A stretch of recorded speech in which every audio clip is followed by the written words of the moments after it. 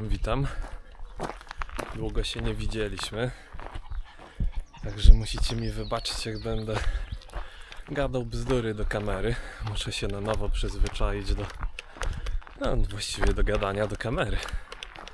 Dzisiaj wybraliśmy się pierwszorzędnie do miejsca o nazwie Druid's Temple, czyli taka świątynia druidów.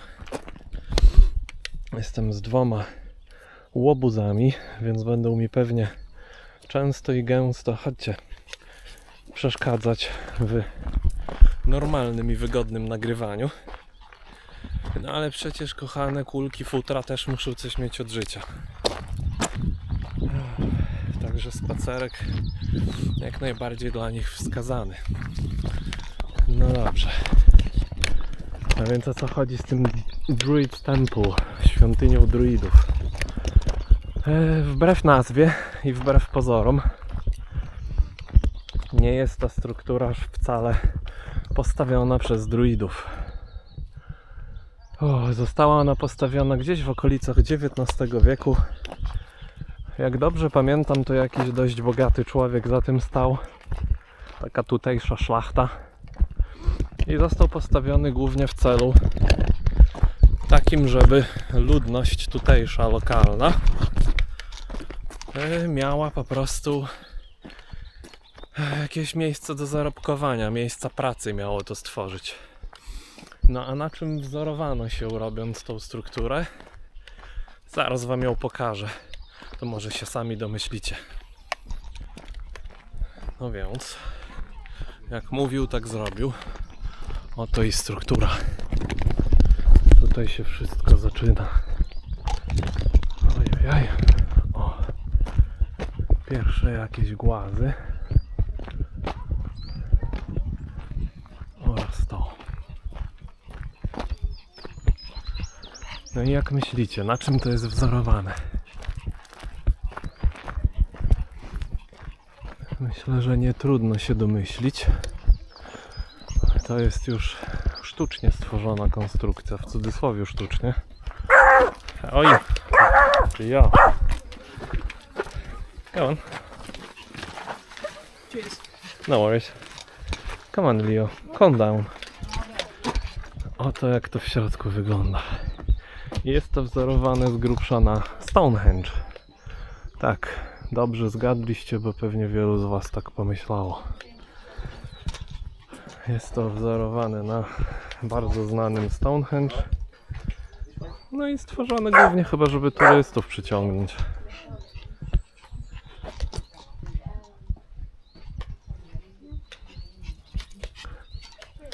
I muszę przyznać, że całkiem fajne. Jakbym nie wiedział, że zrobione w XIX wieku, to bym mógł się dać nabrać i pomyśleć, że to jakaś stara pozostałość po jakichś właśnie druidach. No. Dość ciekawe. Taki jakby stół to miałby być, jak sądzę. I krzesełka ze skał. Chodźcie. Come on. No i tu jeszcze coś jakby jaskinia. Niezbyt głęboka. Ale zawsze to jakaś tam coś jak jaskinia. Tu by u góry studnia mogła być. Bo i pewnie pierwotnie była. I to jest właśnie The Druid's Temple. I już mnie zaplątały oczywiście. Idźcie, łobuziaki. No dobrze. Co my właściwie wiemy o druidach? No, zaskakująco niewiele. Mianowicie sęk tkwi w tym, że druidzi, choć szkolili się przez ponad 20 lat swojego życia, to niczego za bardzo nie spisywali. Było to wszystko przekazywane ustnie w postaci wierszy, opowieści i tym podobnych rzeczy. W ogóle kim są druidzi? Druidzi to taka kasta kapłańska ludów celtyckich. Jaka była ich rola? dość zawiła i skomplikowana. Co przez to rozumiemy? No mianowicie to, że chociażby byli takimi filozofami, odprawiali różne rytuały i obrzędy, organizowali je, ale nie tylko, byli też doradcami króla i to nie jednego, a wielu często bywali na dworach. Uważani byli za takich mędrców tamtych czasów. Mamy kilka zapisków historycznych na ich temat, ale nie bezpośrednio od nich. Te zapiski niestety, albo istety, dobrze, że w ogóle są, pochodzą bardziej z Rzymu. Od osób takich jak Juliusz Cezar chociażby, który w 50 roku przed naszą erą, jak dobrze pamiętam, kiedy te tereny objeżdżał i podbijał, no to o nich pisał po prostu i pisał o nich różne rzeczy. Zazwyczaj w superlatywach, podkreślając ich wysoką rolę w społeczeństwie i szacunek, jaki budzą. Zauważył, chyba to był Juliusz Cezar, a może to tylko mity, ale zauważył również, że szacunek względem druidów w ich społeczeństwie był tak duży, że nawet gdy na przykład dwie armie się ścierały i taki druid wszedł między armię, to potrafił zatrzymać tą wojnę. Z jakiego tamkolwiek powodu, już trudno określić jakiego. Myślę, że to bardziej mit, bo w ferworze takiej dużej bitwy i walki nikt by tego druida pewnie nawet nie zauważył. Ale kto wie, może w tej opowieści jest jakieś tam ziarnko prawdy, tak? Co do Juliusza Cezara i jego opisów, no niestety, ale względnie podchodzi się do tego z takim trochę dystansem, z prostej przyczyny. Rzymianie mieli taką tendencję, że o sobie myśleli w superlatywach. Uważali się w dużym stopniu za lepszych od wszystkich innych ludów. Hej, chodźcie. Uważali się po prostu za lepszych od wszystkich innych ludów. Za bardziej cywilizowanych, to chyba jest lepsze określenie. No i co z tego wynika? Jaka to jest konkluzja tego? No taka, że często kiedy Rzymianie jechali na jakieś inne ziemie i mieli zamiar podbijać tamtejsze ludy, to w czasie, gdy się o nich wywiadywali i o ich zwyczajach, opisywali je w swoich jakichś tam kronikach i zapiskach. No i historia już dawno pokazała, że niektóre z tych zapisków były zwyczajnie tak, no powiedzmy, wyolbrzymiane. Ja bym to nazwał delikatnie taką propagandą, którą również stosuje się współcześnie i która bardzo dobrze działa w przypadku wojen. Innymi słowy, chodzi o to, żeby jak najbardziej odczłowieczyć drugą stronę konfliktu, przypisując jej cechy, no takie trochę dzikiego człowieka, a nie człowieka cywilizowanego. No i dlaczego o tym mówię? Bo Juliusz Cezar na przykład opisywał, że druidzi w całej tej swojej mądrości studiowania 20-letniego, astronomii, filozofii, jakichś wyższych nauk, zielarstwa i tym podobnych cudów wianków, to w całej tej swojej mądrości jednak byli na tyle prymitywni, że składali ofiary. I nie mówię tu tylko o ofiarach ze zwierząt, bo Juliusz Cezar sugerował, że były również ofiary z ludzi. Że stawiano dużą słomianą kukłę, w której spalano żywcem jakiegoś człowieka. Choć w swoich zapisach podkreślał, że zazwyczaj ci, którzy byli poświęcani, to byli kryminaliści, którzy i tak byli cudzysłowiowo skazani na śmierć, ale że zdarzały się sytuacje, kiedy nie było żadnych kryminalistów, których można by było poświęcić, no i że wówczas na jakiejś zupełnie innej zasadzie wybierało się kogoś z cywila. No i czy wierzyć takim zapiskom i kronikom? Nie wiem. Chyba nie jest sekretem, że dawno, dawno temu ofiary z ludzi były składane i to w różnych cywilizacjach. Ale czy druidzi, których maluje się jako tak wykształconych, faktycznie dokonywali takich bestialskich i dziwnych zachowań? Mógłbym się zastanowić nad tym. No i właśnie dokładnie tak samo się nad tym zastanawia społeczność archeologiczno-naukowa, która jest podzielona w tym temacie. Bo choć jedni sugerują, że mamy ewidentne zapiski, które mówią, że tak było, więc tak było, to inni sugerują właśnie, że prawdopodobnie było to podkolorowane i że nigdy tak naprawdę nie miało miejsca. Jak było, tego się chyba już nie dowiemy. Sami musicie rozsądzić. No chyba że Asterix i Obelix nam powie. Odnośnie tych ofiar różnego rodzaju, to przeczytam wam prosto ze źródła, jakie te wypowiedzi były właśnie między innymi od Cezara. Greccy i rzymscy pisarze często wspominali druidów jako praktykujących ludzkie ofiary. Cezar pisze, że osoby uznane za winne kradzieży lub innych przestępstw były preferowane jako ofiary, ale gdy brakowało przestępców, akceptowano niewinnych. No i tutaj jest wspomnienie, które można znaleźć w Commenta Bernencia z X wieku, gdzie stwierdzono, że ofiary składane bóstwom Teutesowi, Esusowi i Taranisowi były odpowiednio składane poprzez topienie, wieszanie i palenie, czyli tak zwana trójsposobowa śmierć. Wybaczcie, trochę słońce mnie razi, więc czasami nie dowiduję słów za dobrze. No i dalej mamy taką sytuację, że na przykład Diodor Sycylijski twierdził, że ofiara akceptowalna przez celtyckich bogów musiała być przeprowadzona w obecności druida, który był pośrednikiem między ludźmi a bóstwami. No i zwrócił również uwagę na znaczenie proroków w tym rytuale całym. Pisał coś takiego. Ci ludzie przewidują przyszłość, obserwując lot i nawoływania ptaków oraz składając ofiary ze świętych zwierząt. Wszystkie warstwy społeczne są pod ich władzą. W bardzo ważnych sprawach przygotowują ludzką ofiarę, wbijając sztylet w jej pierś. To się trochę z Aztekami kojarzy, nie? Obserwując sposób, w jaki ciało konwulsyjnie się porusza. Gdy ofiara pada oraz jak tryska krew, potrafią odczytać przyszłość.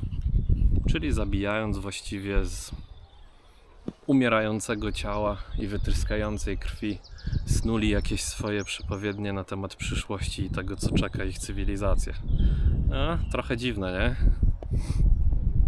A biorąc pod uwagę, jak rzekomo mocno byli wykształceni, naprawdę jestem skłonny poddać to w wątpliwości. Ale kto wie? Kto wie, dzisiaj ludzie też są wykształceni, a toczą dalej wojny.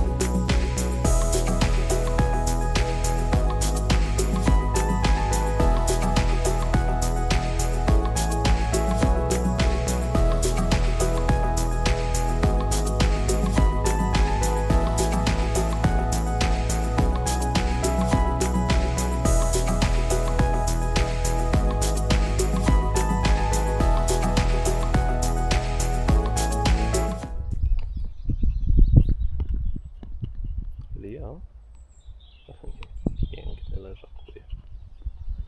A ty, Iwi? Co u mojej żabunki małej? Oż to.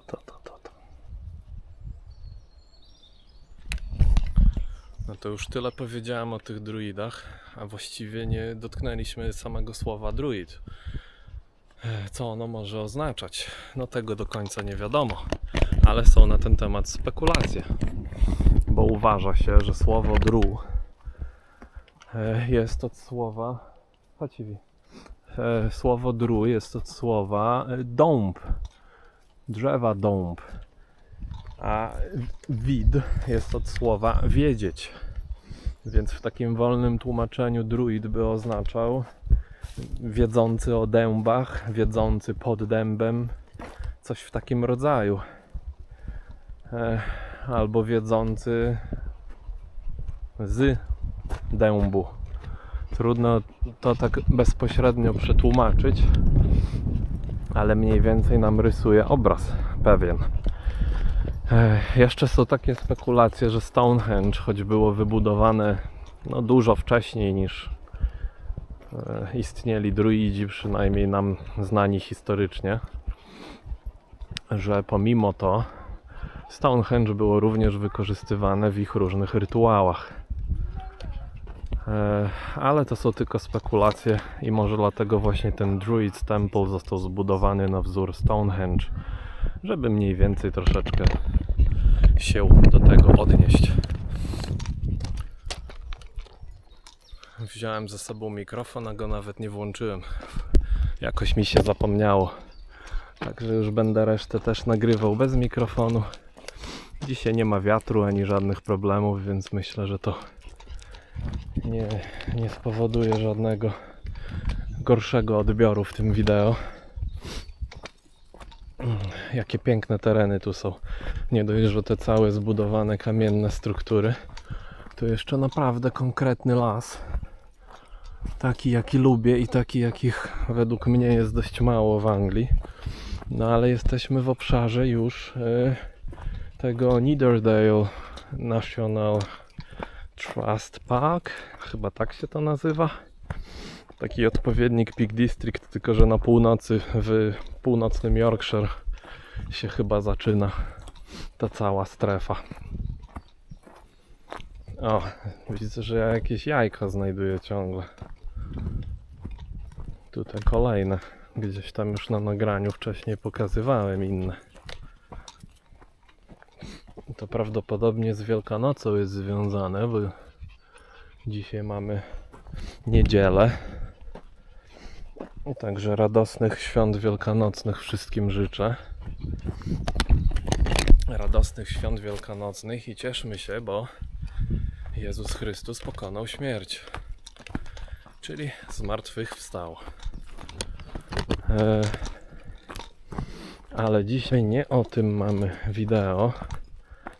O, musiałem tu przyjść, spójrzcie na to. Spójrzcie po prostu na tą piękną panoramę. I w oddali te jezioro. No, całkiem elegancko. I tak nawiązując do tego, co mnie otacza, czyli do natury, to nasi już wspomnieni wcześniej druidzi poniekąd wyznawali coś, co chyba moglibyśmy nazwać animizmem. No i na czym polega taki animizm? Jest to niejako wierzenie, w jakimś kontekście chyba religia bądź spirytualność, w którym uważa się, że duch żyje we wszystkim. W kamieniu, w wodzie, w drzewie, w krzaczku, w liściu, praktycznie we wszystkim, że jest jakaś tam forma energii życia, ducha, co w jakimś kontekście chyba daleko od prawdy nie odbiega, tylko zależy jak to interpretować, czy pod kątem energetycznym, czy pod kątem świadomości.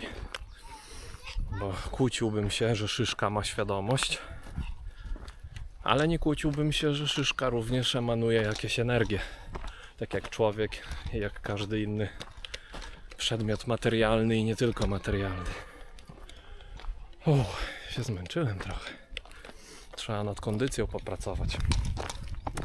No i dlaczego w ogóle wspominam o tym animizmie? Bo zauważam bardzo ciekawe, duże podobieństwo między no nie tylko właściwie celtycką religią i druidami, ale również to się mocno odnosi do nordyckiej religii i nie tylko, bo również do słowiańskiej. Już pominę fakt, że i każda z tych właściwie cywilizacji i religii obchodziła mniej więcej ten sam cykl kalendarza słonecznego, czyli mieli jakąś formę przesilenia letniego i zimowego, odrodzenia słońca i tak dalej. Troszeczkę o tym mówiliśmy na innym wideo. I Iwi się rozplącz. Zaraz wrócę do tematu. Muszę pieska rozplątać, bo mi się zadusi. No i do czego zmierzam, że po prostu mieliśmy mniej więcej ten sam vibe w słowiańskiej religii. Tam też przecież wierzyli w jakichś bogów leśnych, w lesze, chyba tak się to nazywało, w jakichś tych bogów bagien wodnych i te różne stworzenia nazywali bogami, aczkolwiek to niekoniecznie było w kontekście bogów, a bardziej takich stworzeń magicznych. Nie wiem, jak to do końca określić. Jeżeli ktoś grał w Wiedźmina lub czytał książki Sapkowskiego Wiedźmina, no to na pewno ma lepszy pogląd na to i lepsze rozumienie, bo tam dużo przewija się tego folkloru słowiańskiego i można stamtąd zaczerpnąć, o jakich istotach mówię. Także to podobieństwo jest porażające. I idąc tropem porażenia, zobaczcie, że na przykład mamy takich bogów jak Zeus, który piorunem ciskał. Peruna mamy w słowiańskiej kulturze, który też miał jako atrybut piorun. I tutaj też mamy u druidów jakieś tam bóstwo, którego imienia nie pamiętam, ale jak się nie mylę, jego atrybutem również była błyskawica. Jest to bardzo powtarzający się schemat. I za chwilę Wam przytoczę pewien ciekawy mit druidów, ale żeby to zrobić, to muszę gdzieś się zatrzymać i wyciągnąć telefon, bo z pamięci tego nie powiem, a myślę, że są tam ważne rzeczy poruszone, do których można się odnieść, żeby troszeczkę poruszyć szare komórki i postarać się połączyć pewne kropki, zauważyć pewien schemat, który się powtarza. Nie tylko w tej kulturze, no on się powtarza praktycznie na całym świecie. Także zaraz wracam. No dobrze. Zatrzymaliśmy się pod pięknym drzewem. Nie jest to dąb, ale przynajmniej sobie wmówmy, że jest to piękny stary dąb dla celów opowiadania o druidach. I do czego teraz będziemy pili? No będę czytał ten mit. Ten mit, o którym wspominałem i który jest dość zatytułowany on jest Pojedynek Cuchulaina z Ferdia. No i Cuchulain, czyli mitologiczny wojownik. Cuchulain to celtycki, irlandzki heros półboskiego pochodzenia. To jest istotne, półboskiego. Syn boga Lugha i śmiertelnej kobiety Deichtine. Od dzieciństwa wykazywał nadludzką siłę, szybkość i dziką furię bitewną. Riastrat, przemianę w szale bitewnym. To chyba coś jak berserk. Często porównywany do Herkulesa czy Achillesa. I to też jest istotne, że nawet tutaj ktoś połączył to, że odnosi się do podobnych bohaterów innych kultur, którzy są w połowie z Boga, w połowie z człowieka. No i idźmy dalej. Jaka jest fabuła tej powieści? Jest to najazd na krowę w Kuli. Królowa Medb z Connachtu postanawia ukraść magiczną krowę z Ulsteru, by dorównać bogactwu męża. Rozpoczyna wielki najazd, ale wojownicy Ulsteru są objęci magiczną niemocą, więc ich jedynym obrońcą zostaje młody Cuchulain, który sam jeden powstrzymuje całe wojsko. Kozak, co? Jak Herkules. Aby złamać opór Cuchulaina, Medb wysyła przeciw niemu jego przyjaciela i brata w broni Ferdingsa, czyli Ferdia. Obaj trenowali razem u tej samej wojowniczej bogini Skathach i byli sobie bardzo bliscy. Ale Ferdia zostaje zmanipulowany ambicją, honorem, obietnicami. Pojedynek trwał 3 dni. Każdego dnia stosowali inne bronie i techniki. Pierwszego dnia równo, z szacunkiem, drugiego dnia z bólem, ale coraz bardziej zaciekle, aż wreszcie trzeciego dnia Cuchulain używa tajemnej broni Gaebolga, włóczni, która po wbiciu w ciało rozwija się wewnątrz jak kolczasta ryba i rozszarpuje wnętrzności. Trzeba przyznać, że mega ciekawa broń. Zwłaszcza jak na tamte czasy. Jaki to by musiał być mechanizm, nie? Oczywiście to jest chyba tylko opowieść, niekoniecznie Trzeba ją traktować jako coś, co się wydarzyło, trochę bardziej jako fikcję osadzoną w świecie druidów, powiedzmy. Ferdia umiera, Cucu Lane płacze nad jego ciałem. No i o co chodzi mi z tą opowieścią? Czemu ona jest taka istotna według mnie? No bo wskazuje na bardzo ciekawy motyw. Motyw, który przewija się przez wszystkie kultury, a mianowicie chodzi mi o te mieszanie się bogów z ludzkimi córkami, z czego powstawali mocarze, tytani. Bądź, gdybyśmy mieli się do tego odnieść biblijnie, Nefilim. A dlaczego teraz wplatam w to Biblię? No bo jakby się nad tym zastanowić, gdyby wziąć na przykład księgę Enocha, albo i nawet niektóre wersety bezpośrednio z Biblii, to mamy tam wspominkę, że jak upadłe anioły wraz z szatanem zostały zrzucone na ziemię, no to, że obcowały z ludzkimi kobietami i że z tego rodzili się giganci, bądź tytani, bądź mocarze. Różne tłumaczenia tego są. No i praktycznie w każdej kulturze przewijają się takie opowieści właśnie o takich mocarzach, jak Herkules, który był zrodzony z Zeusa oraz ludzkiej kobiety. Czy jak właśnie ten przed chwilą opisany bohater, który również narodził się właśnie z takiego związku. W hinduizmie, w Wedach i tym podobnych tekstach no pełno jest takich odnośników właśnie do takich mocarzy i tytanów. No i ciekawy obraz nam się wtedy rysuje, bo można by się zastanowić, czy te wszystkie kultury i ci wszyscy bogowie, którzy o dziwo mają ze sobą tak dużo wspólnych atrybutów, praktycznie wszędzie przewijają się podobne atrybuty z różnicą jedynie imion dostosowanych do danego języka i kultury. I ci wszyscy bogowie mogli być najzwyczajniej w świecie upadłymi aniołami. Przynajmniej tak by to wyglądało w świetle Biblii, w świetle kogoś, kto jest chrześcijaninem. Mógłby do takich właśnie wniosków dojść. Ale czy tak było? To już również pozostawiam odbiorcom tego filmu. Sami zdecydujcie, co o tym myślicie. A jak chcecie, to i postudiujcie ten temat, bo jest naprawdę multum materiałów, do których można by się odnieść. A tymczasem przemieszczamy się dalej.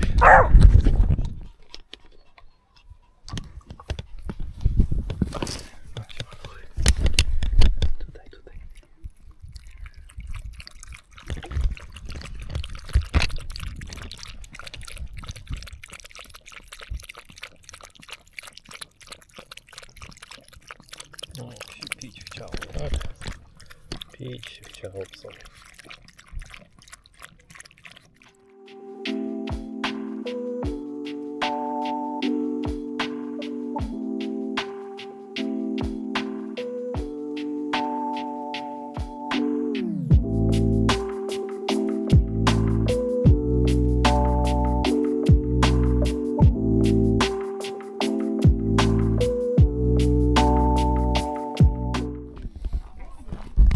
No dobrze, dalszy ciąg podróży zawiódł nas w miejscu o nazwie Brimham Rocks. Już kiedyś tutaj byłem. Jest tu dzisiaj multum ludzi, bo mamy wiosnę wreszcie długo oczekiwaną i po prostu wszyscy przyjeżdżają pochodzić, pozwiedzać. A czym jest Brimham Rocks? Jest to struktura różnych kamieni, szacowana na 325 milionów lat wstecz, gdzieś tam do chyba neolitu. No i są to kamienie, które rzekomo się naturalnie uformowały poprzez erozję i kontakt z wodą. Aczkolwiek można tu znaleźć dużo ciekawych struktur kamiennych o konkretnych nazwach, takich jak na przykład Druid's Idol, czyli idol druida, czy Druid's Table, czyli stolik, biurko druida. I z czego wynika to? Niebawem wam powiem, tylko muszę troszeczkę się poprzechadzać i spróbować psy trochę uspokoić, bo na razie troszkę jeszcze wariują na widok tylu ludzi i innych zwierząt. Tak? No. Jak widać, struktury są duże. Widać to w porównaniu do tych dziewczyn na górze. I to nie są te największe, zaraz pójdziemy do o wiele większych. Robi to wrażenie. Rzeczy, które mnie zastanawiają, to czemu uważają, że to naturalne formacje. Skąd się te kamienie w ogóle tu wzięły. To jest na dość sporej wysokości ogólnie. A na przykład patrząc na ten blok tutaj, nie dość, że ma dziwne wyżłobienia, które właśnie rzekomo przez wodę powstają, te równomierne linie, to w dodatku, no zobaczcie, jaki to jest w ogóle duży blok. To nie jest malutkie, tak? To jest taki, no, solidny, bym powiedział, duży głaz, który na pewno również dużo waży. No i idąc dalej w tą rozkminę z tym dużym głazem, jako że niektóre z tych kamieni wyglądają na takie, no dość, no trochę ciężko uwierzyć, że to tylko i wyłącznie kwestia naturalnego formowania się skał. Aczkolwiek nie jest to niemożliwe. Ale Hyman Brook wysnuł teorię, że są to... Chodźcie! Ej. Hyman Brook wysnuł teorię, że są to pozostałości również po druidach. Oczywiście w żaden sposób nie może tego udowodnić, za wyjątkiem faktu, że te struktury są dość interesujące. No i co? Wejdziecie tu, czy nie dacie rady? Hop! Hop, hop! No, muszę im pomóc. Chodźcie tu, chodźcie!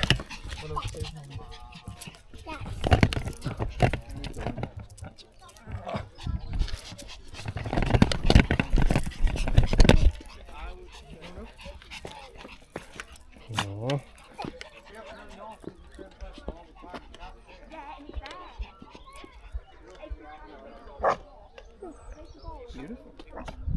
Jak widać, jest tu piękna półka skalna z naprawdę ładnym widokiem.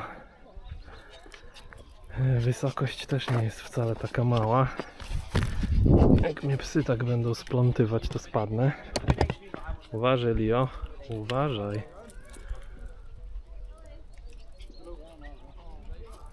No tak na oko to myślę, że z 20 metrów będzie w dół. Tak na oko. Nie wiem, czy już to mówiłem, ale jest absolutnie piękna pogoda dzisiaj. Już tak tęskniłem za tą wiosną. Już człowiek dość miał tego depresyjnego klimatu.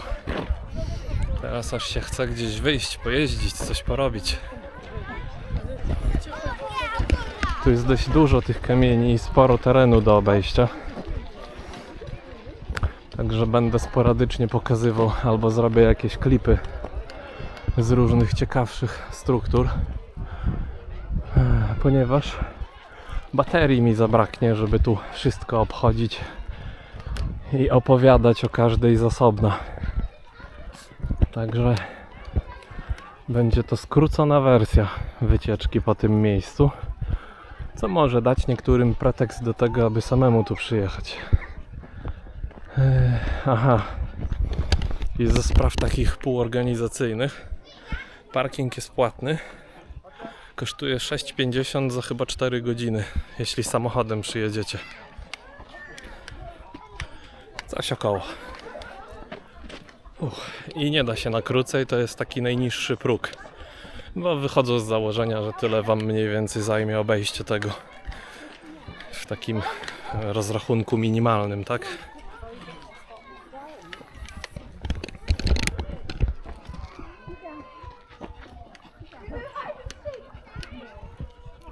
Tu ciekawe drzewo wyrastające z tej skały. I tu widać nawet między półkami skalnymi jeszcze korzeń tego drzewa. I to jest oak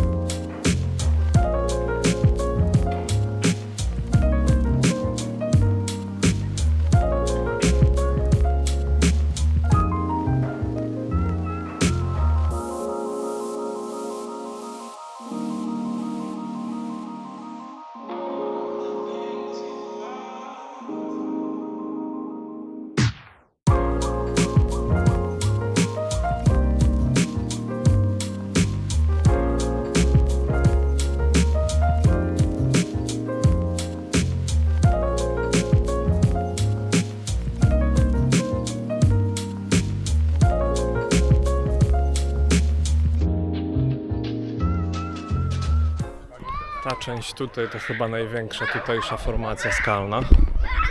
Jakby mi się wydawało. No, jak widać robi niesamowite wrażenie. Jest na czym oko zawiesić. Sami zobaczcie na rozmiar tego. Jak fajnie wyżłobione są te puły. Tam na górze nawet się powdrapywały jakieś dzieciaki. Jak widać ludzie sobie wchodzą na to. No ja jako, że jestem z psami, to sobie taką wspinaczkę odpuszczę.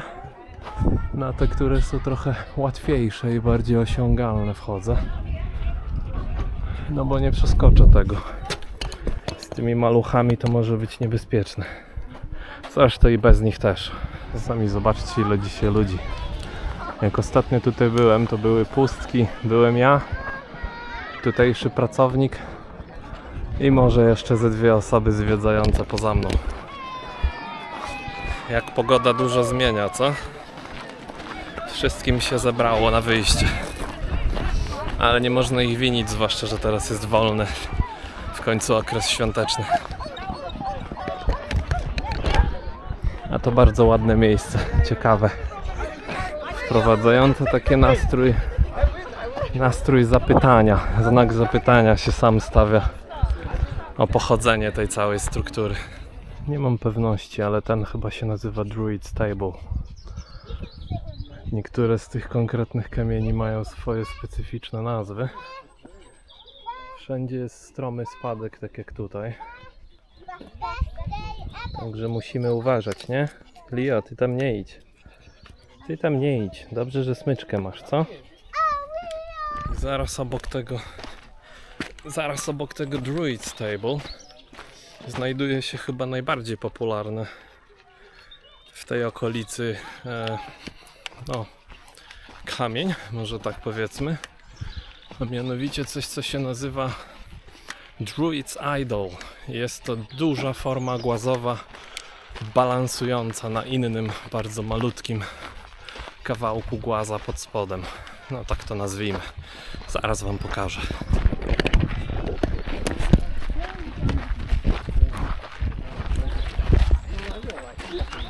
Come here.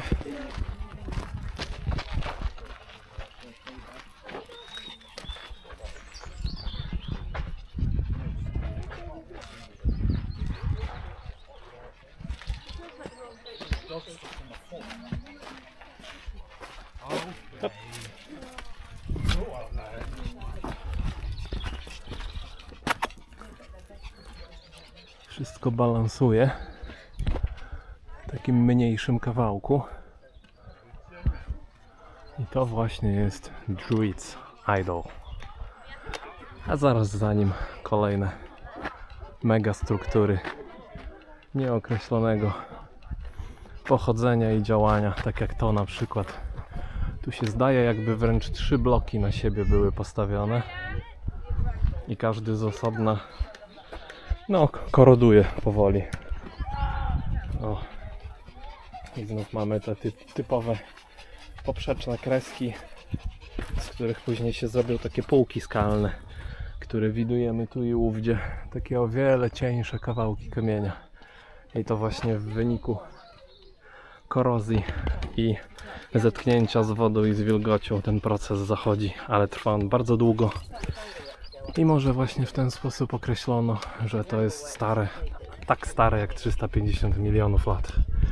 I tu widać już, jak się wykształcają te konkretne półki, pojedyncze segmenty, które z czasem się po prostu niemal rozdzielą. Ale to będzie długi proces, który będzie długo trwał i pewnie za naszego życia tego nie zobaczymy. A każda półka z osobna będzie prawdopodobnie jak ta tutaj. Taki cienki rodzaj głazu. Także jak widać, jest to takie pole wrzosów i kamieni umiejscowione w tym Nidderdale National Park. Chyba tak się to nazywało. Dzisiaj bardzo dużo rzeczy mówię z pamięci, więc przy montażu postaram się ponanosić poprawne napisy, które poprawią to, co ja poprzekręcałem. A, świetne to jest. Tu na przykład widzimy bardzo wyraźnie, jak te półki skalne się już wydzieliły na 4. Ojeju, psy mnie ciągają, trochę trzęsę. Też ciekawie pękł ten kamień, bo to był chyba jeden duży głaz. Wygląda, jakby ktoś chleb pociął nożem na kilka grubych kromek. No. I to wszystko w wyniku właśnie tych samych procesów erozji, zetknięcia z wodą i ogromu czasu. Tu mamy te części wrzosowiskowe bardziej, ale stąd pamiętam, że właśnie się szło na taką półkę skalną z kolejnym pięknym widokiem rozpościerającym się na tutejsze doliny i pola. Także rzućmy sobie okiem. No. Careful.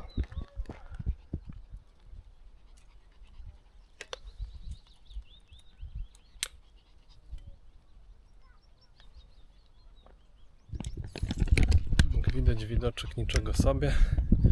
Nawet mamy tutaj jakiegoś pana, który wspinaczkę sobie trenuje. Widać, że tam karabinki i inne rzeczy przygotowywał.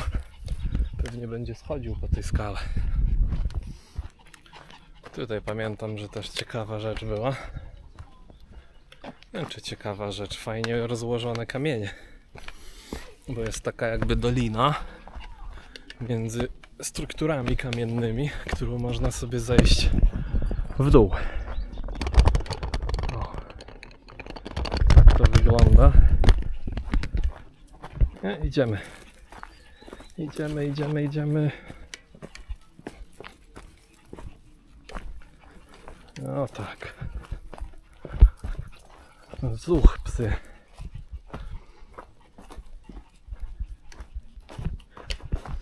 Już kiedyś tędy przechodziłem i pamiętam, że to donikąd nie prowadzi, tylko w te tereny leśne na dole.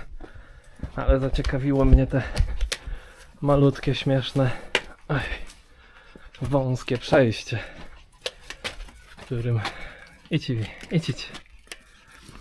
w którym nie jest tak łatwo się, jak widać, przycisnąć. Tak to wygląda. O.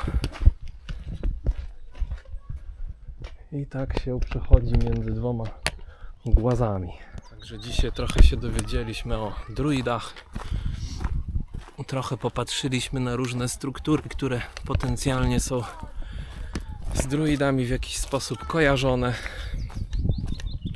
Zwiedziliśmy z grubsza 2 fajne miejsca, czyli Druid's Temple, świątynię druidów, oraz Brimham Rocks, którego nie umiem przetłumaczyć, bo to chyba nie ma tłumaczenia, to taka bardziej nazwa własna.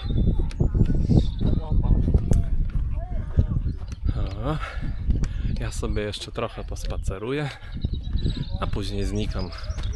Także trzymajcie się ciepło. Jeszcze raz życzę Wam radosnych świąt wielkanocnych. Pozdrawiam Was ja i moje kochane 2 pieski. Iwi, Lia. No, pozdrówcie wszystkich oglądających, tak? I widzimy się następnym razem już w innych okolicznościach, gdzieś indziej. Być może niedługo pojawi się trochę więcej wideo, bo pogoda zaczęła dopisywać, więc nie wykluczam, że będę częściej gdzieś wyruszał. Trzymajcie się. Co powiecie? Zmęczyłyście się, co? Dobry spacerek był. Tak? Oś, to.